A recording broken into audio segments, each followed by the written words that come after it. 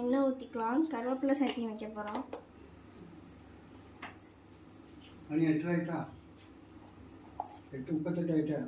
மேலே உள்ள தண்ணி வந்தோட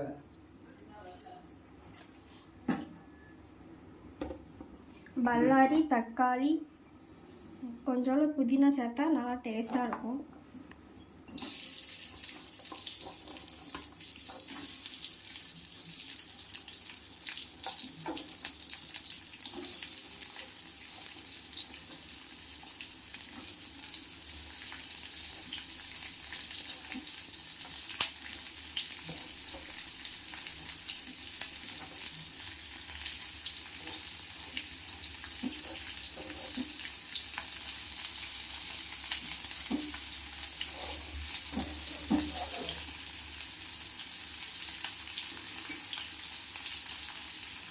வெங்காயம் நல்லா வதங்கணும்.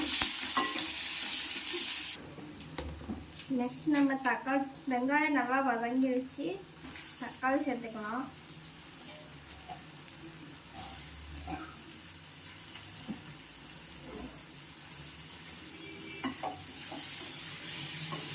வெங்காயமும் தக்காளியும் நல்லா வதங்கணும். இது வரைக்கும் நம்ம வெயிட் பண்ணணும். லைட்டாக உப்பு போட்டு வதக்குங்க, நல்லா வதங்கிடும்.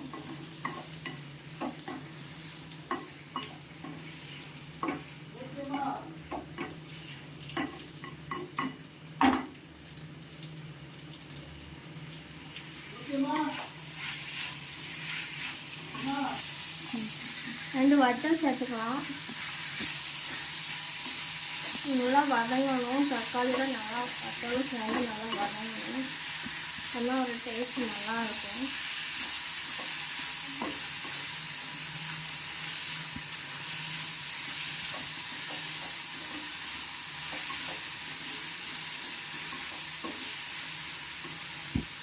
வெங்காயமும் தக்காளி நல்லா வதங்கிருச்சு. இப்போ நம்ம கருவேப்பிலை சேர்த்துக்கலாம். கருவேப்பிலை சட்னி டேஸ்ட்டாக இருக்கும். இது செஞ்சிங்கன்னா சின்ன பிள்ளைங்க நல்லா சாப்பிடும். எங்கள் வீட்டிலே சாப்பிடுவாங்க. நல்லா வதங்கணும் கருவேப்பிலை. நெக்ஸ்ட்டு நம்ம சட்னிக்கு கொஞ்சம் புதினா சேர்த்துக்கலாம். ஏன்னா கருவேப்பிலை சட்னிக்கு புதினா சேர்த்தா கொஞ்சம் டேஸ்ட்டாக இருக்கும். பிள்ளைங்களுக்கு வந்து அந்த ஸ்மெல்லு தெரியாது. நான் என் பிள்ளைக்கு 1 வயசுலேருந்தே கொடுத்துட்ருக்கேன். அவன் நல்லா சாப்பிடுவாள். உங்கள் பிள்ளைங்களுக்கும் ட்ரை பண்ணி பாருங்கள்.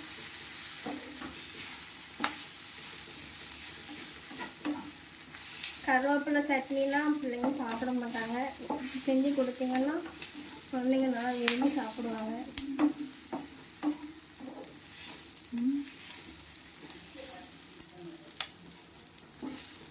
கருவேப்பிலையும் புதினாவும் நல்லா வதங்கணும்.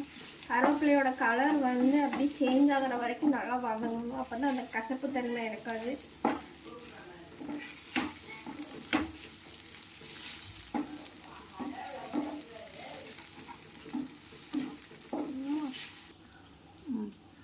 இது நல்லா வதங்கிருச்சு. இப்போ நம்ம தேங்காயும் புளியும் சேர்த்துக்கலாம்.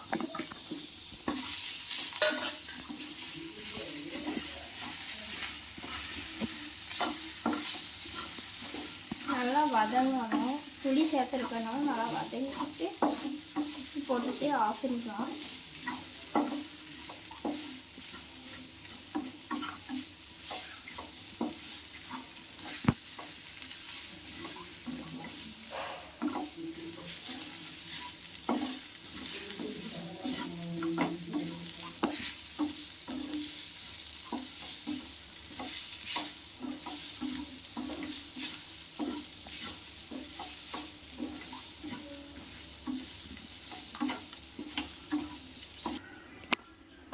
சட்னி இப்போ நம்ம அரைச்சிட்டோம்.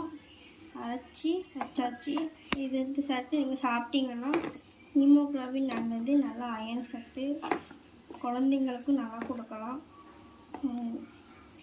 மாசமாக இருக்கிறவங்க நல்லா சாப்பிடலாம். வாரத்துக்கு 1 முறை இந்த மாதிரி செஞ்சு சாப்பிட்டிங்கன்னா நல்லா டேஸ்ட்டாகவும் இருக்கும், சுவையாகவும் இருக்கும். இந்த மாதிரி நீங்கள் ட்ரை பண்ணிவிட்டு கமெண்ட் பண்ணுங்கள். எங்கள் சேனலை சப்ஸ்கிரைப் பண்ணுங்கள். மறக்காமல் பெல் ஐக்கானை ப்ரெஸ் பண்ணிடுங்க.